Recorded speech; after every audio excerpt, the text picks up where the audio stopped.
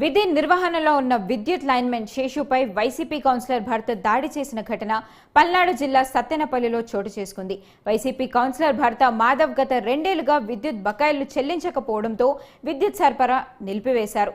దీంతో ఆగ్రహించిన మాధవ్ అక్కడే విధులు నిర్వహిస్తున్న తనపై దాడి చేశాడని విద్యుత్ లైన్మెన్ శేషు తెలిపారు. తన విధులకు ఆటంకం కలిగించారని జరిగిన దాడి గురించి పోలీస్ స్టేషన్లో ఫిర్యాదు చేసినట్లుగా ఆయన తెలిపారు.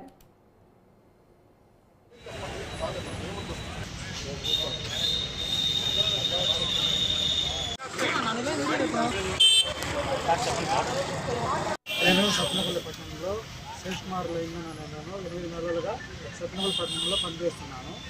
ఈరోజు 27/11/2024 తేదీన మా ఏఈ గారు వర్కిఫికేషన్ ప్రకారం డీలిస్ట్ చేస్తూ నేను కరీముల్లా ఆకాశం పేరుతో కలిసి తిరుగుతూ ఉండగా మా డీలిస్ట్లో మాధవ్ అనే ఎలక్ట్రీషియను అతను యొక్క షాపుది కరెంటు బిల్లు పెండింగ్ ఉండగా అది అడిగితే మీరు ఎవరు తీయడానికి మీకు అధికారం ఉందా, లైన్మెన్ అయితే ఎవరు, గవర్నమెంట్ ఎంప్లాయీ అయితే ఎవరు, నేను కొడితే దిక్కే లేదు అని నోటికి వచ్చినట్టు మాట్లాడి ఇంకా తిట్టాల్సిన తిట్టి మాట్లాడిన తర్వాత మేము అతనితో వాదన చేయక వేరే ఒక సర్వీసులు చూడడానికి వెళ్ళిన తర్వాత కాసేపటికి మా ఏఈ గారికి అతను ఫోన్ చేసినట్టున్నాడు.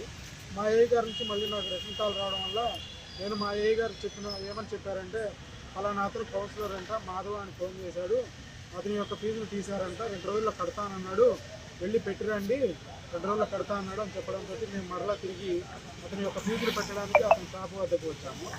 అతను మామూలుగా దుర్భాషలాడుతూనే ఉన్నాడు. వచ్చి నువ్వు ఎవరు లైన్మెన్ అయితే ఎక్కువ, నిన్ను కొడితే అడిగే దిక్కే లేదు, నేను ఇక్కడ కొడతాను, ఎక్కడైనా కొడతాను, మీ ఇంటికి వచ్చి కొడతాను, ఎక్కడ కనుకున్నా అక్కడ కొడతాను అని మాట్లాడుతూ మీదకి అతని షాప్లో ఉన్న వాటర్ పైపును తీసుకొని నా మీదకి వచ్చి వీపు మీద కాళ్ళ మీద కొట్టాడు.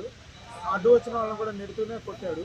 కొట్టిన తర్వాత కొంచెం సేపటికి మళ్ళీ ఇలా కొంతమంది జనం వచ్చి రెడీగా కాస్త గ్యాప్లో మళ్ళీ వాళ్ళ తమ్ముడికి ఫోన్ చేసి అతని తమ్ముడిని పిలిపించి అతని తమ్ముడితో ఇనప పైపు తీసుకొని నా మొహం మీద, చెంప మీద, వీపు మీద, తల మీద, పైపు తోటేమో వీపు మీద, కాళ్ళ మీద మళ్ళీ కొట్టారు. అలా 2 పర్యాయాలు నన్ను కొట్టి దుర్భాషలాడి ఎవరికి చెప్పుకుంటావు చెప్పుకోకు, నేను చేయాల్సింది చేస్తాను, నేను ఎక్కడ కావాలంటే అక్కడ తంతాను, నన్ను అడిగేవాడు లేరని నోటికి వచ్చిన